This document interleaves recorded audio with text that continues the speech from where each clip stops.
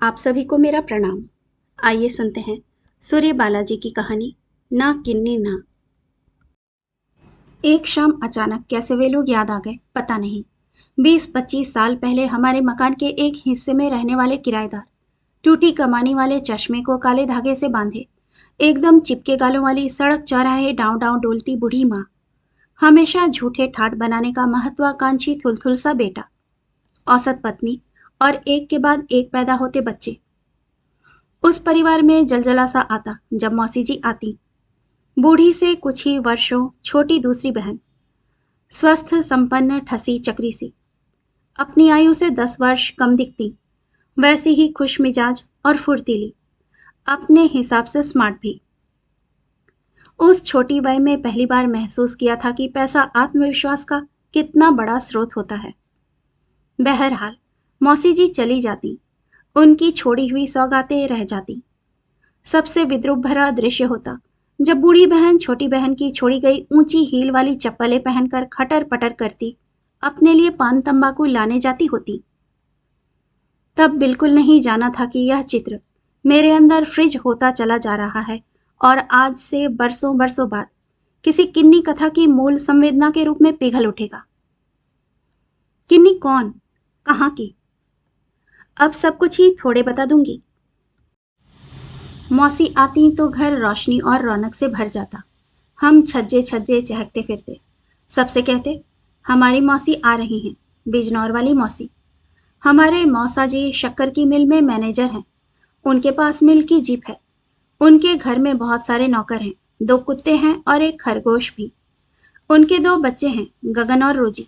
गगन के पास बंदूक है चिड़िया मारने की, रोजी के पास बुलबुल तरंग मास्टर आते हैं उसे सिखाने को। मौसी खूब चिट्टी हैं, माँ जैसी धूमिल धूमिल सी नहीं और खूब हंसती खिलखिलाती चुस्त दुरुस्त सी रहती हैं, माँ जैसी सुस्त सुस्त सी नहीं। रोजी को लेकर स्कूल जाती हूँ तो मेरा रुतबा बढ़ जाता है। सारी सहेलियां लट्टू हो जाती हैं उसकी स्कर्टों, सैंडलों और नई नई डिजाइन की क्लिपों पर। कैसी तो थोड़ी थोड़ी इंग्लिश मिलाकर चटर पटर सी बोलती है और आंखें गोल गोल सी घुमाती बेफिक्र बिंदास चहकती रहती है। जब तक मौसी रहती हैं, गगन और रोजी सारा घर सिर पे उठाए रहते हैं। अब इतने बड़े हो जाने पर भी गगन रोजी के बाल खींचकर या चुटकी काटकर भागता रहता है। रोजी चीखती हुई उसे दौड़ाती रहती है और मौसी अंदर अंदर मगन होती हुई ऊपर ऊपर खींचकर लाड़ से डांटती हैं। अरे शर्म करो शैतानों, इन बच्चों को देखकर भी तुम्हें अकल नहीं आती? कैसे सीधे बिना मुंह के से हैं। जरा देखो किन्नी को, अभी कॉलेज से आए 10 मिनट भी नहीं हुए और देखते देखते फटाफट तुम लोगों की बिखेरी चीजें संभाल दी, कपड़े तहा लिए और उधर चाय भी चढ़ा दी। ला तो बेटा एक प्याला, जरा सुस्ती दूर हो। फिर चाय का घूंट भरती हुई अम्मा से कहती, दीदी इस बार मैं सचमुच रोजिया को यहीं छोड़ जाऊंगी तुम्हारे पास और किरण को अपने साथ ले जाऊंगी बिजनौर। और खुद ही अपने मजाक पर खुलकर हंस पड़ती। यूं अपने आप में सचमुच इससे बड़ा मजाक दूसरा नहीं हो सकता था। और मौसी की तो वैसे भी आदत थी खूब चटपटी बातें करना और अपनी बात खत्म होने से पहले ही जोर से हंस पड़ना। रंग तो करीब करीब एक सा ही था दोनों बहनों का, लेकिन अम्मा दुबली फीकी फीकी सी लगती, जैसे ऊपर एक झाई सी पड़ी हो। अभी नहीं, बाबूजी थे तब भी। दूसरी तरफ मौसी एकदम ठसी चक्री सी, ऊपर से नीचे तक जैसे रंग रोगन पॉलिश से दमकती हुई, और चेहरे पर तो खासकर हमेशा एक पूर्ण परितृप्ति भरी लुनाई फैली रहती थी। अम्मा से पूरे 5 साल छोटी, पर देखने में तो एकदम बेटी ही लगती। आज भी मैं मेज पर तार देखते ही किलक उठी। मौसी आ रही हैं? कब आया तार? रोजी गगन भी आ रहे हैं या नहीं? दोनों सफेद धारी वाली नीली चादरें धोकर फैला दूं? बांस वाले किताबों के रैक पर अटी धूल साफ कर दूं? कोने वाली मेज की आधी प्लाई उखड़ गई है, ठहरो, इस फटी वाली हैंडलूम की चादर काटकर इस पर का मेजपोश सिले देती हूँ। रसोई की अलमारियों पर अखबार बिछा दूं, गुसल खाने की मोरी रगड़कर धो दूं और साड़ी का फेंटा कसकर तुरत फुरत मोर्चे पर जुट गई, क्योंकि भाभी तो अपने तीनों बच्चों की फ्रॉकों और पैंटों की उधड़ी सिलाई ही दुरुस्त करने भर को होती, और अम्मा रसोई के डिब्बों में हाथ डाल डालकर आधा किलो डालडा, 1 किलो चीनी, सूजी, मैदा और चाय मसालों की सूची बनाने में 2-3 दिनों में घर धो रगड़ कर साफ हो जाता। गुसल खाने में फिनाइल की बोतल रख दी जाती और भैया आधे दिन की छुट्टी लेकर स्टेशन पहुंच जाते। आधे पौने घंटे के अंदर ही चमचमाते सूटकेसों और रंग बिरंगे बैगों टोकरियों से लदी फंदी मौसी आ जाती। सारा घर आवाजों से चहचहा उठता। मौसी हम सबको बारी बारी से बाहों में भरती। भाभी के तीनों बच्चों को चिपटा चिपटा कर प्यार करती और भाभी को पांव छूने के लिए झुकने के साथ उठाकर बलाए लेने लगती। भाभी हुलसती हुई जल्दी से रंगदार चाय, मठरी, सेब सजा देती और हमारी तंग अंधेरी कोठरियों से हंसी के झरने फूट पड़ते। अब इसके बाद हम सबों का चिर प्रतीक्षित क्षण आता। मौसी सामानों से ही नहीं, सौगातों से भी लदी फंदी आती। सबको अंदर ही अंदर इस बात की कितनी खलबली रहती है, यह मौसी भी खूब अच्छी तरह समझती थी। इसीलिए झटपट सूटकेस खोलकर सो उत्साह जादुई पिटारे सी एक के बाद एक चीजें निकालने लगती। किन्नी इधर आ, ये देख, ये रोजी ने तेरे लिए टॉप्स और मैचिंग लॉकेट भेजे हैं और ये 4 रुमालें। बहू, यह तुम्हारे लिए पर्स है और ये मिंटू चिंटू के लिए हेयर बैंड और क्लिपें। गुड्डू के लिए ये रंगीन पेंसिलों का सेट गगन ने भेजा है। लेकिन ये सब तो औपचारिक सौगातें होती। असली सौगातें तो इसके बाद निकलती मौसी के होलडाल से। 3-3, 4-4 जोड़ी पुरानी चप्पलें, सैंडलें। ये वाली मुझे पंजों पे कसे सी हैं। ये रोजी ने खरीदी तो बड़े चाव से, लेकिन अब मन भिटक गया उसका। जानती तो हो, मूडी नंबर 1। इस वाली पे बस तू 2 कीले ठुकवा लेना और इस वाली पे इसी रंग की सिलाई करवा लेना किसी अच्छे मोची से। किन्नी, मेरी इस नई सी साड़ी पे रोजी रानी खोंच लगा आई, ठीक सामने नीचे की तरफ। तू उल्टी करके पहनेगी ना तो बिल्कुल पता नहीं चलेगा। और ये, इन दोनों की बस प्रिंट जरा हल्की हो आई है। इस मेरे बैग का हैंडल निकल गया है, बस। अमर, जरा ये बो शर्ट देख तो। मिल्की वर्कशॉप का राउंड लेते समय यह छींटा पड़ गया गंदे तेल का। मैंने कहा, लिए चलती हूँ। अमर जरा फिट करवा के पहन डालेगा। तेरा तो रंग भी गोरा है, फबेगी तुझ पर।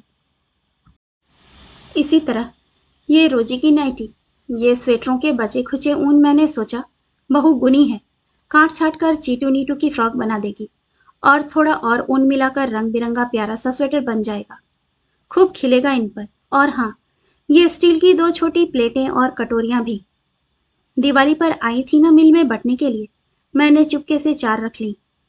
इन्हें कहाँ होश हवास कि कितने आए कितने गए, सारे दिन मिल भर के ही होते हैं। हाँ, मौसा जी को तो पूरे होशो हवास में बस 2 बार देखा था। शायद बाबूजी की मौत पर, शायद भैया की शादी में। इससे कम जरूरी मौकों पर वे कभी पहुंच ही ना पाए। दोनों बार एक प्लेन से आए और दूसरे प्लेन से वापस। जितनी देर रहे भी ना सामने जाने की हिम्मत, ना बात करने का धड़का, सिर्फ सिर झुकाए। मौसा जी, नाश्ता लग गया, या फिर मौसा जी, बाथरूम खाली है।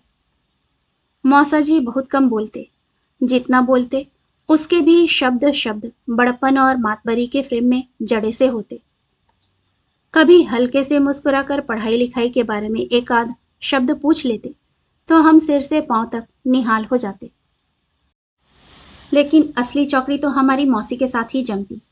हर आधे घंटे पर चाय की तलब और भाप छोड़ते प्यालों के साथ मौसी सारे समय कहाँ कहाँ के हंसी लतीफे छोड़ती जाती।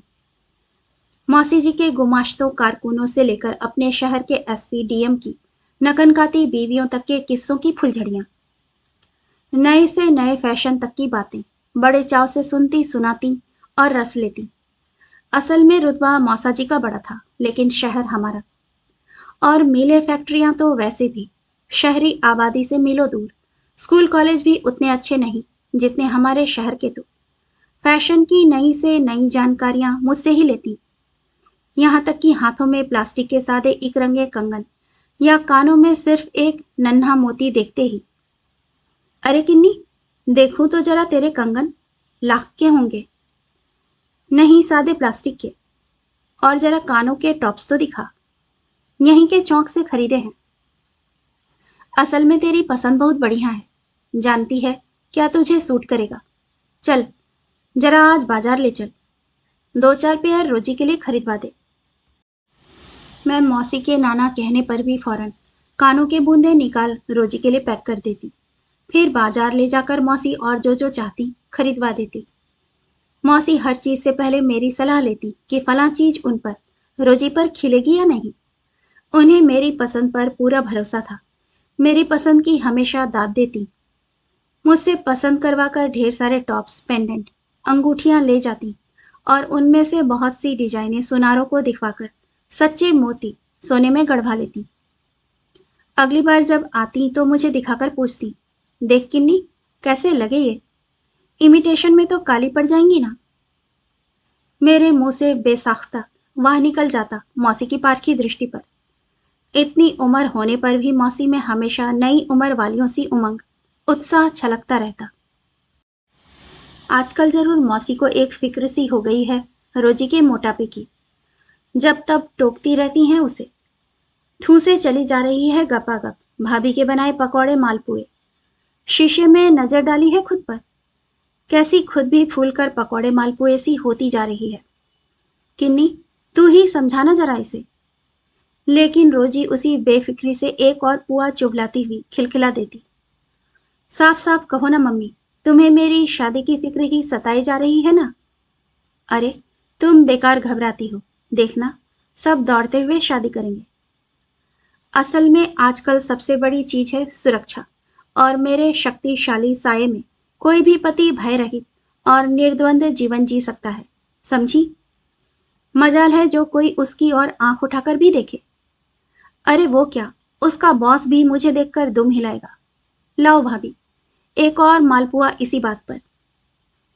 अम्मा धीमे से हंसती हुई समझाती, कहाँ मोटी है बेचारी, जरा दोहरा शरीर है बस। तू बेकार इसके पीछे पड़ी रहती है। लड़के बच्चे ऐसे ही अच्छे लगते हैं। और नहीं तो क्या, इस किन्नी सी सीख सलाई। मैं तो इसे मुटवाने की कोशिश में हार मान चुकी हूँ। सचमुच मैं रोजी से 3 साल बड़ी थी और बेहद दुबली। इतनी कि रोजी के सलवार कुर्ते सब 3-3, 4-4 सिलाइयों के बाद ही मुझे फिट आते। अपने तई में उन्हें पूरी तरह काट छाट कर नया सा कर डालती। फिर भी कॉलेज में लड़कियां देखती ही ठिठोली करती, रोजी ब्रांड। और मैं शर्मा कर हंस देती। माँ को क्या कहूँ, खुद मेरी भी तो यही हालत है। बहुत जोर से हंस खिलखिला सकती ही नहीं। अपनी बात पूरे वजन और आत्मविश्वास से सबके बीच में कह सकती ही नहीं। इसीलिए सही बात भी सुनने वाले के साथ साथ खुद अपने आप को भी कच्ची, अधूरी, अनिश्चित सी लगती है। जबकि रोजी और मौसी एकदम घिसी पिटी कहावतों और जुमलों को भी इतनी ठसक के साथ पेश करती हैं कि सुनने वाला फौरन उनकी गिरफ्त में आ जाता है। इसी तरह अपने शादी ब्याह या गुण शऊर की बात चलने पर भी लाख कोशिशों के बावजूद पलके जैसे मारे घबराहट और संकोच के यहाँ वहां छुपने की ठौर तलाशने लगती है। लेकिन वहीं रोजी अपने लिए ऐसी कोई बात सुनते ही गोल गोल आंखें चमकाती ठठाकर हंस पड़ती है। और उसे आंखें तरेर कर बरसती हुई मौसी भी उसी ठहाके में शामिल हो जाती हैं। मौसी के जाते ही वे ठहाके थम जाते हैं। घर वापस शमशान सी खामोशी में साए साए कर उठता है। माँ फैली बिखरी चीजें समेटने लगती हैं। भाभी 2-3 या 4 दिनों की थकान उतारने खाट पर पसर जाती हैं और भाई मौसी की लाई ढीली कमीजों पतलूनों की फिटिंग कराने के लिए पैसे मांगते हुए माँ से हुज्जत करने लगते हैं। सबको मालूम है, उन पैसों में से काट कपट कर रुमाल या तौलिए में लपेटी 1-2 बोतलें आएंगी। उनके बूते पर बैठक में भाई जैसे ही भाई के खास्ताहाल दोस्तों का जमावड़ा जुटेगा, जश्न मनेगा और एक तीखी मिठास के तहत कई सुस्त से हाथ किसी तरह हवा में लहराकर गिरते हुए एक से एक हवाई योजनाएं बनाएंगे। हल्के सुरूर के पंखों पर उड़ते हुए, कभी किसी साबुन की एजेंसी, कभी स्कूटर मरम्मत का गैरेज, कभी दर्दनाशक गोलियां या दंत मंजन बनाने के नुस्खे की तजवीज, या ऐसा ही कुछ और। ऐसी मौकों पर किताबें उठाकर मैं सीधे कटरे वाली चाची के पास पहुंच जाती और चाची बिना सिर उठाए सब्जी का रसा अंदाजती या पराठे उतारती उतारती ही कह देती, कौन किन्नी? चली जा, खाली है बैठक। चाचा का तो टाइम ही 8 से 8 है, इसीलिए आज चाची से पूछा भी नहीं, सिर्फ इत्तिला दे दी, चाची जाती हूँ बैठक में। कि चाची जल्दी से अंगीठी छोड़ आई। किन्नी, बैठक तो खाली नहीं। वे फुसफुसाई सी बोली, अरे वाह, चाचा आज छुट्टी मार बैठे। नहीं, मेरा भतीजा आया हुआ है, रिश्ते का। मेरी आवाज दयनीय हो उठी। फिर क्या करूं चाची, मेरा तो कल पॉलिटिक्स का पर्चा है। क्या करूं? चाची खुद असमंजस में थी।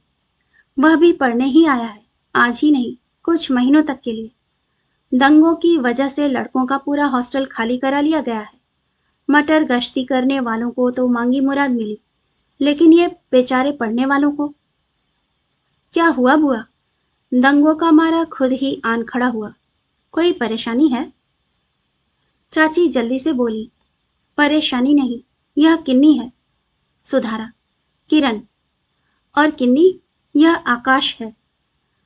उसने सुधारा, कुशा, पढ़ने आई हैं आप? जी लेकिन। तो जाइए पढ़िए ना। और आप, आपको भी तो पढ़ना है। हाँ हाँ, मैं भी पढ़ूंगा। जी, मैं चौंकी। जी हाँ, उधर दुछत्ती पर। और मेरी लम्हे पहले की घबराहट का मजा लेता हुआ हंस दिया। नहीं नहीं, आप पढ़िए। आप भी। अब के चाची खिलखिलाई। अब आप और आपके फेर में मेरे पराठे जले जा रहे हैं। चाची के जाते ही दोनों अपनी अपनी जगह पढ़ने चले गए और मैं ठीक समय पर पढ़ाई खत्म कर सीधी गर्दन सधी चाल घर आ गई, बगैर किसी तरफ ताके झांके। मुझे सचमुच खबर नहीं थी कि मैं अपने आंचल में कस्तूरी का एक छोटा सा टुकड़ा बांधे चली आई हूँ। चौथे दिन कॉलेज से लौटते हुए यूं ही चाची दिख गई। सुन किन्नी। हाँ चाची। कौन सी क्लास में है तू? चाची, मैंने चिढ़ाया, अब इसके बाद मेरा नाम भी पूछोगी क्या? चाची झेप गई। नहीं रे, यूं ही, मेरा मतलब है बीए प्रीवियस या फाइनल।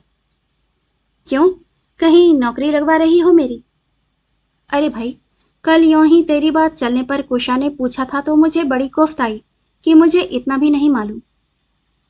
अच्छा, तो वो नौकरी लगवा रहे हैं? अरे नहीं, वो बेचारा तो खुद ही दूध का जला है। तो गलती तुम्हारी है। इतना खौलता दूध काहे को पिलाया? मारे लाड़ के? हैं? यह क्या मेरे अंदर छुपी कस्तूरी ही परिहास के तमाम रंगों में छिटकी पड़ रही थी? लेकिन चाची का ध्यान मेरे परिहास में जरा भी नहीं था। उसी अवसाद और आक्रोश में एक साथ डूबी सी बोली, कुशा की 700 की स्कॉलरशिप का मामला विश्वविद्यालय की ब्राह्मण ठाकुर गुटबंदी की खटाई में फंसा पड़ा है। बेचारा ना इधर का हो पा रहा है ना उधर का। आज तो खींच कर कह रहा था, चल रहा हूं विश्वविद्यालय के फाटक पर रिक्शा खींचने या जूते गांठने। ओह, मैं अपनी ऊल जलूल वाचालता पर सचमुच लज्जित थी। रिसर्च में खर्च भी तो काफी आता है। खाली रिसर्च भर नहीं ना, समूची घर गृहस्थी, माँ बहनों की पूरी पूरी जिम्मेदारी। 2 ही साल पहले पिता नहीं रहे ना इसके। उस शाम सूरज के साथ एक सिंदूरी अवसाद घुलते घुलते डूब रहा था और डूबने के बाद की निस्तब्धता एक उदास सहेली सी लगी थी। उस कस्तूरी से एक कौतूहल की खुशबू उड़ी थी। क्या बातें हुई होंगी मुझे लेकर, कैसे चर्चा चली होगी मेरी, क्या कहा होगा चाची ने और कैसे पूछा होगा और किसी ने, मुझे किन्नी कहा होगा या किरण। अब चिलचिलाती धूप में कॉलेज से जल्दी जल्दी घर की ओर बढ़ते कदम अनायास चाची के घर के सामने से गुजरते हुए ठहरने से लगते। आहिस्ते, बहुत आहिस्ते आहिस्ते, थकान का छल खुद अपने आप से। अरे किन्नी, कहाँ भागी जाती है? बैठ, चाय पी मेरे साथ। लेकिन मुझे तो भूख भी लगी है चाची। मुझे भी। आंचल से बंधी कस्तूरी की गांठ जैसे खुलकर बिखर पड़ी। बरूनियों की आड़ में दुबकी सी मैं मुस्कुराई। भला 2 अनखातों को एक साथ भूख तो लगी। सुबह के पराठे रखे हैं, वही लाती हूँ। चलेगा कि बनाऊं कुछ? चलेगा। दो आवाजें एक साथ सिहर कर उलझ ली, फिर जल्दी से संभल कर अलग अलग हो ली। बस, मैं तो चला। अरे, क्या हुआ? तू अपने अंदर कोई अलार्म घड़ी फिट किए रहता है क्या, जो खाते पीते भी घन से बजकर चौकन्ना कर देती है तुझे? नहीं बुआ, यह किताब एक दोस्त से लाया था। उसे आज शाम लाइब्रेरी में लौटानी है। सुनिए, आपकी लाइब्रेरी में पॉलिटिक्स की एक दो किताबें मिल सकती हैं? होनी तो चाहिए, क्योंकि आजकल बिना पॉलिटिक्स पढ़े कोई सरवाइव कर ही नहीं सकता। छोड़िए, आप नहीं समझेंगे। मैं आहत सी हुई। नहीं, शायद आप। वह फीकी हंसी हंसा।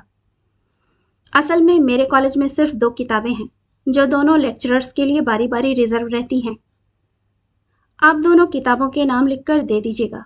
मैं तो नहीं, मेरा दोस्त जाता है आर्ट्स सेक्शन की लाइब्रेरी में।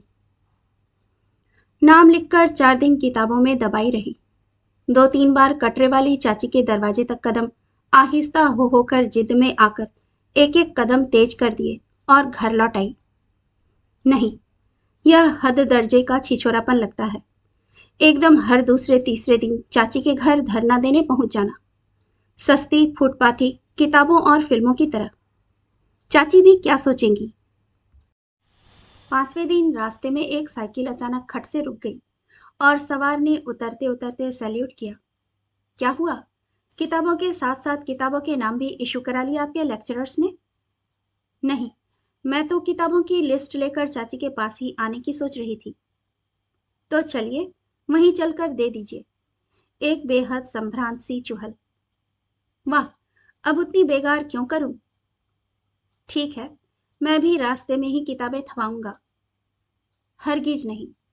और यूं भी अपनी मान से बाहर थोड़ी खुली हवा में निकल लेना सेहत के लिए फायदेमंद होता है। अच्छा, वाकई खुली हवा में घूमने वालों की सेहत देखकर सचमुच रश्क होता है।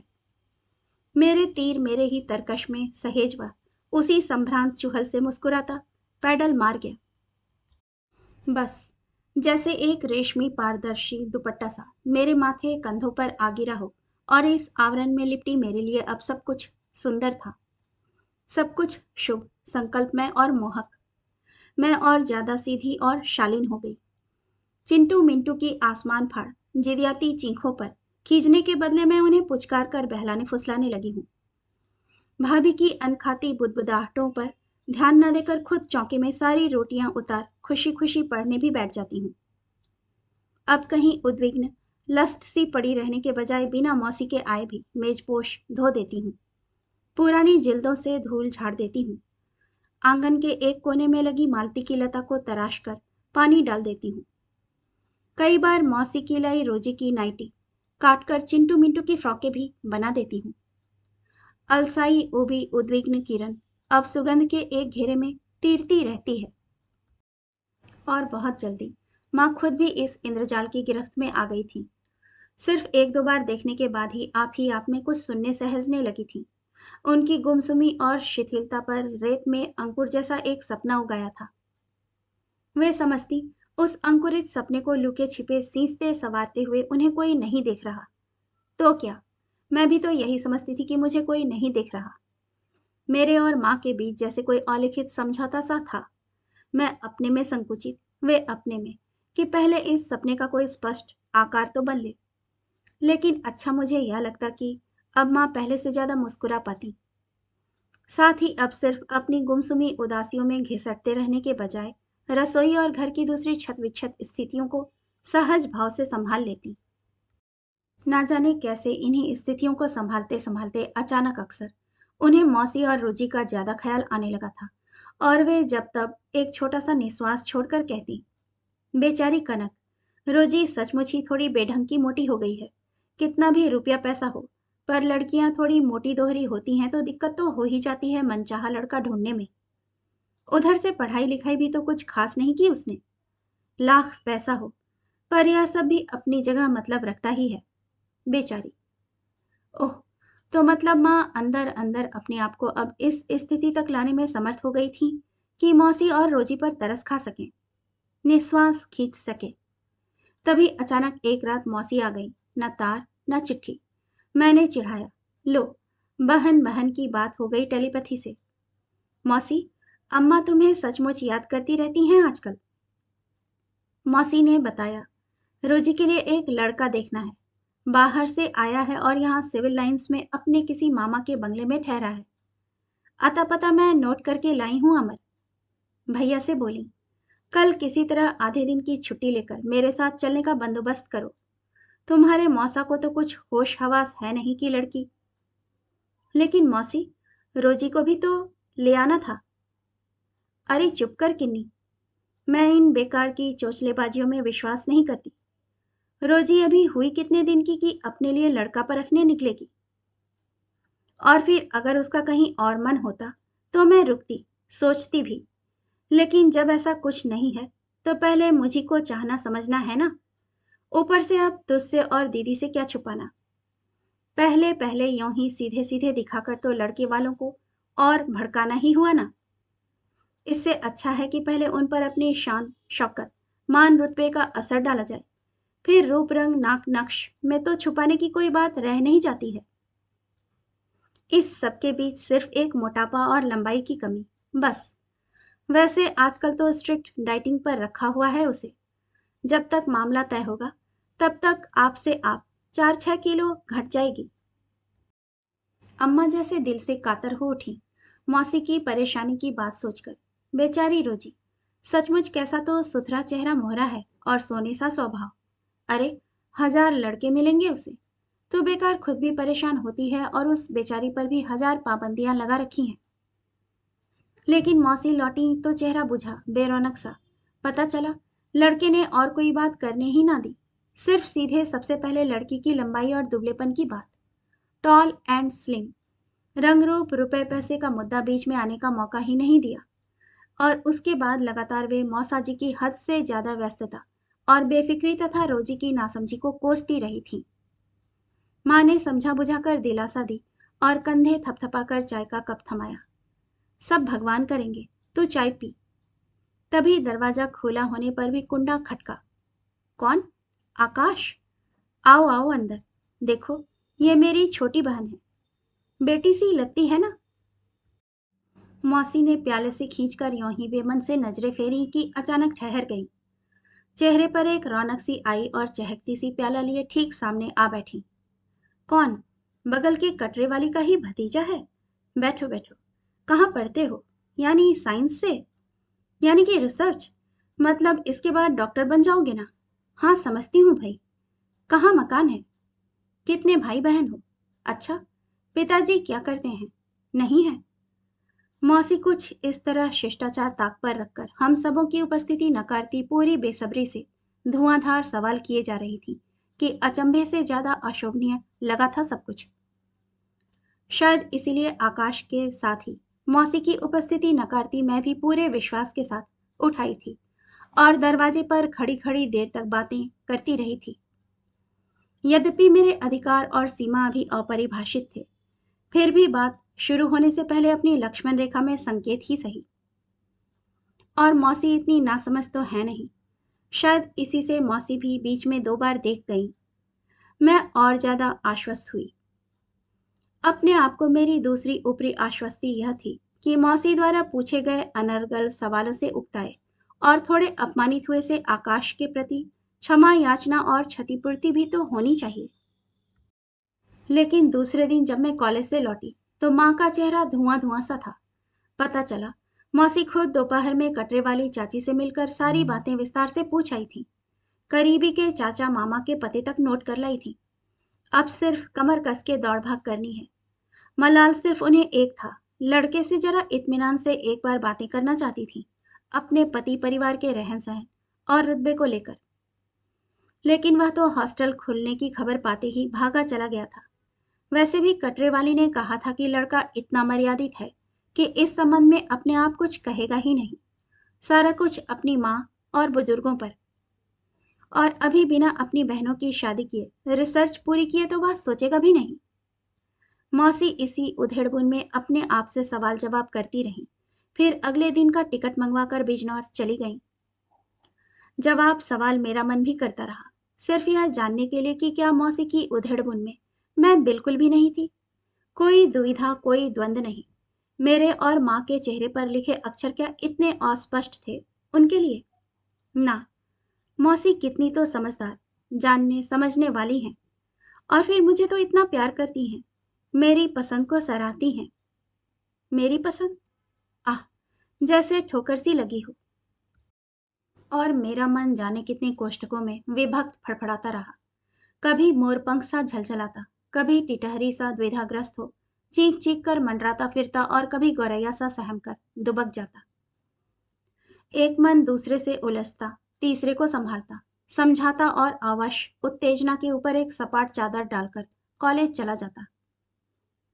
लेकिन कुल 2 हफ्ते के बाद ही जैसे एक सनसनाता हुआ संवाद पूरी तरह सन्न कर गया। रोजी की शादी तय हो गई है, अगले महीने की 21वीं या 23वीं को। शादी के बाद आकाश यहाँ की रिसर्च छोड़कर बाकी बची रिसर्च जर्मनी में करेगा। यहाँ का एक वर्ष भी उसमें जोड़ लिया जाएगा। वहाँ उसे यहाँ की चौगुनी स्कॉलरशिप मिलेगी। मौसा जी के एक दोस्त हैं वहाँ, सब एडजस्ट करा देंगे। आकाश के 1-2 महीने बाद ही रोजी भी चली जाएगी। आगे हम सबको बहुत तरह से इस शुभ अवसर पर शामिल होने के लिए बुलाया गया था। अम्मा को और भी जल्दी, क्योंकि उन्हें ही तो सब देखना संभालना है। शुभ शगुन की पूरी रवायत भी। मैं पल भर में अपने मोरपंख झाड़कर डंडी सी खड़ी थी। वही मोर कैसा लगता है, छितराए पंखों के साथ और पंखों के बिना डूंडा। लेकिन माँ जैसे टिटहरी की तरह टहकोरती घर भर में मंडराती फिरी थी। अंतर सिर्फ यह था कि उनकी चीखें बिल्कुल खामोश थी। काफी देर तक यूं ही अर्धविक्षिप्त सी टहकोर लेने के बाद एकाएक मेरे सामने आकर बोली, मैं जाकर कहूं क्या? किससे? और हम दोनों के सवाल एक साथ जैसे किसी दलदल में धीमे धीमे धंसते जाकर खत्म हो गए। रिश्ते नाते निभते रहे, एक के बाद दूसरे समाचार मिलते रहे। आकाश जर्मनी गए, रोजी भी जर्मनी गई। 2 महीने बाद रोजी को बेटी हुई, वहीं जर्मनी में। मौसी बेटी के परिवार के पास रह भी आई।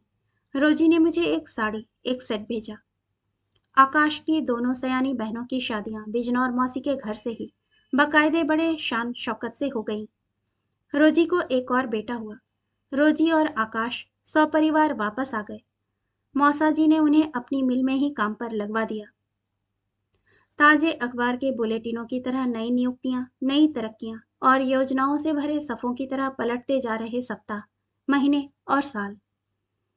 इधर अपनी तरफ कोई समाचार नहीं था। सब कुछ वैसा का वैसा, वहीं का वहीं था, बासी बासी सा।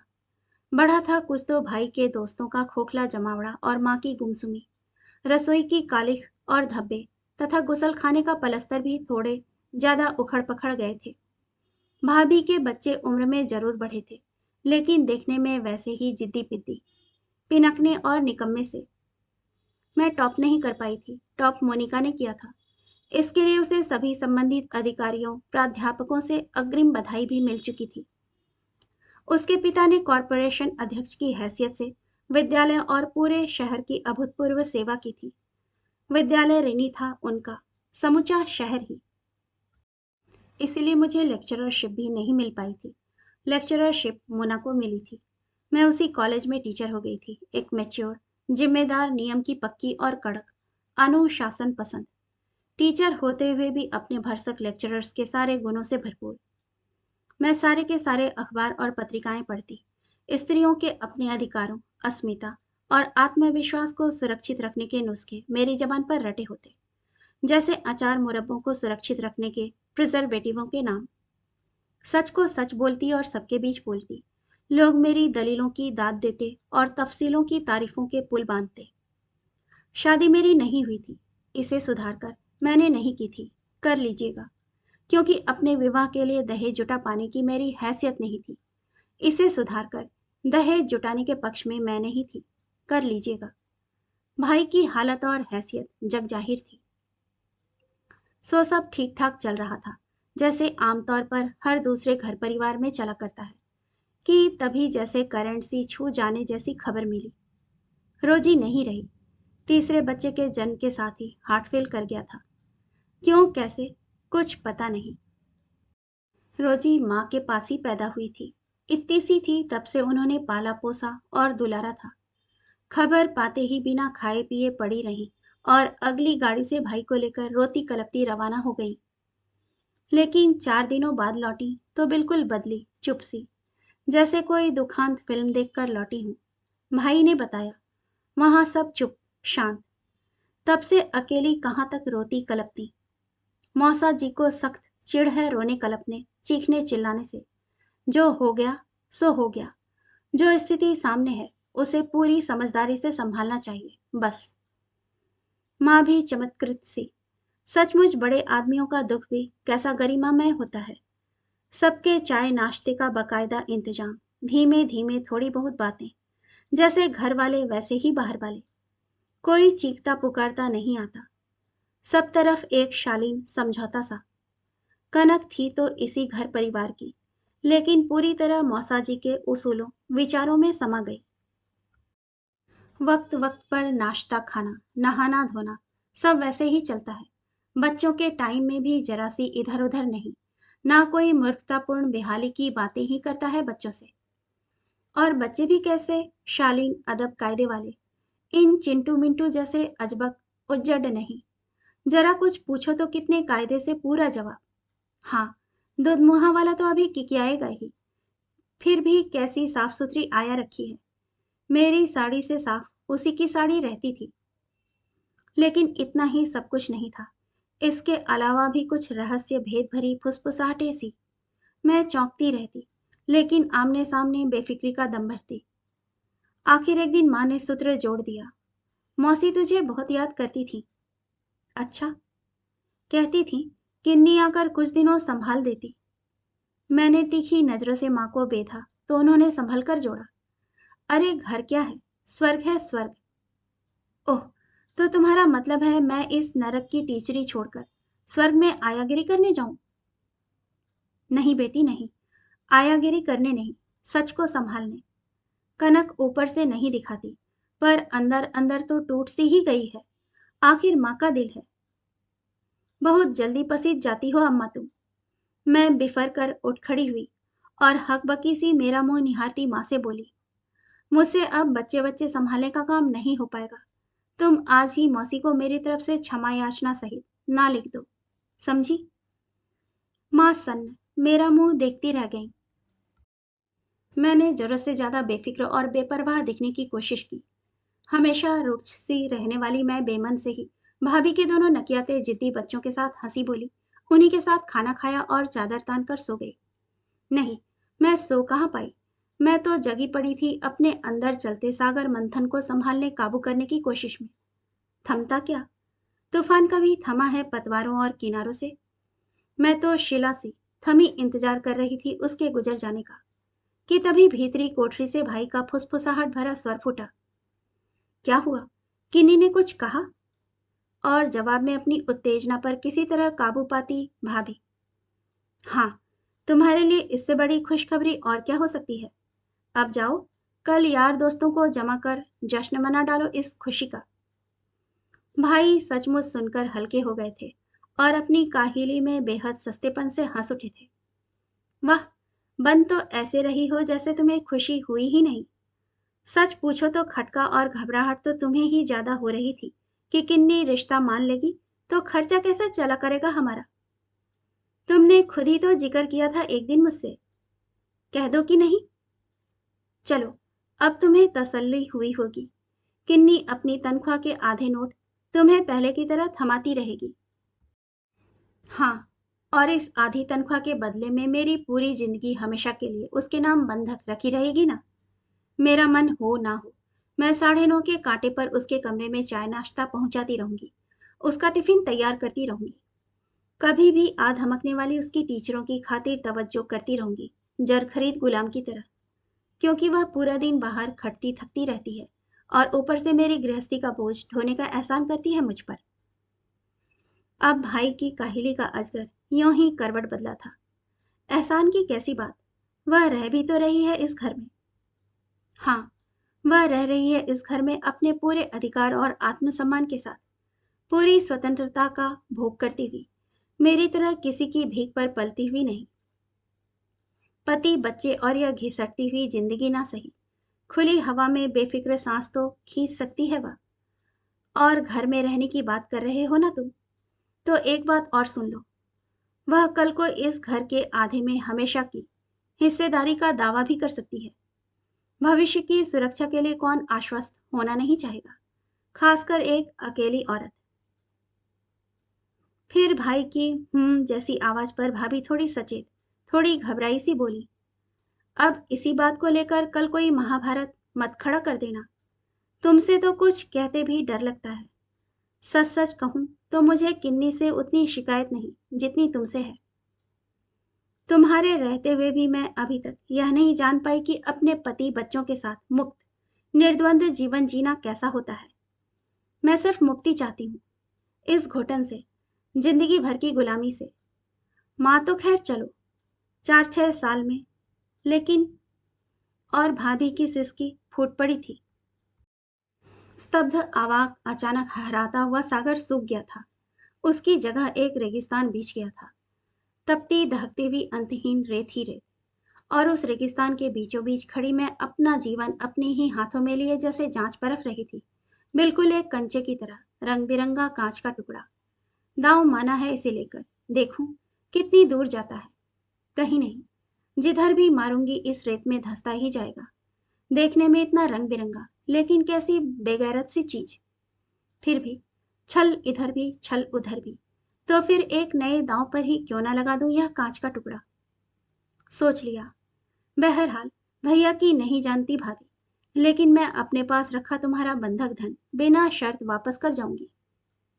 कर जाऊंगी यानी कहाँ किन्नी? कहीं भी। फिर भी कहाँ? जरा होश में आओ। आसमान की नहीं, जमीन की बात करो किन्नी। अब तक तो तुमने कुछ जोड़ा बचाया नहीं। अब अलग मकान, सारी गृहस्थी मजाक नहीं है, इतना समझ लो। तनख्वाह का आधा से ज्यादा एक कोठरी जुटाने में निकल जाएगा।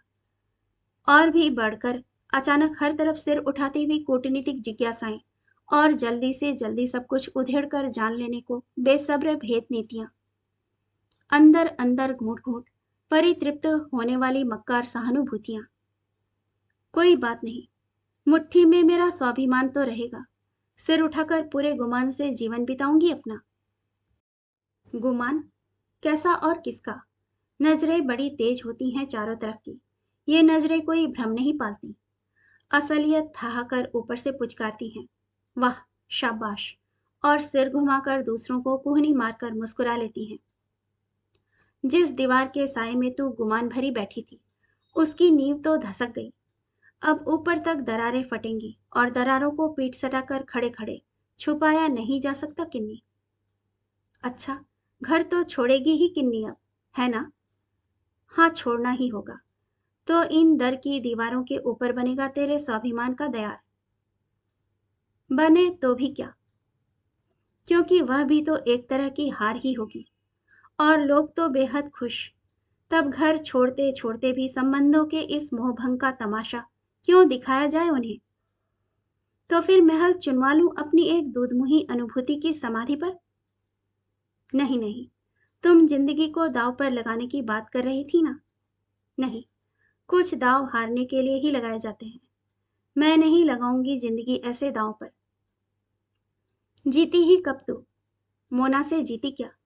कड़ी मशक्कत के बावजूद पढ़ाई में और योग्यता के बावजूद इंटरव्यू में जीती क्या? सोच ले। रात बीती एक रीति उम्र की तरह, और सुबह होने पर मैंने माँ से कह दिया कि वे मौसी को हाँ लिख दें। और अब खुली आंखों से एक सपना देख रही हूँ। मौसी आई हैं, चहकती हुई, पूरे आत्मविश्वास के साथ मुझे कुछ थमाती हुई कह रही हैं, यह ले किन्नी, धूसर आसमान का यह टुकड़ा, जरा इसे धो पोंछ देगी ना तो सुधर सवर जाएगा। रोजी ने इसे सिर्फ 10 साल ही तो इस्तेमाल किया होगा। मैंने सोचा इसे तेरे लिए लेती चलूं, तुम पर खूब फबेगा। कहानी सुनने के लिए आपका धन्यवाद। श्रोतागण, आपसे विनम्र अनुरोध है कि कृपया कहानी पसंद आए तो इसे लाइक और सब्सक्राइब जरूर कीजिएगा। धन्यवाद।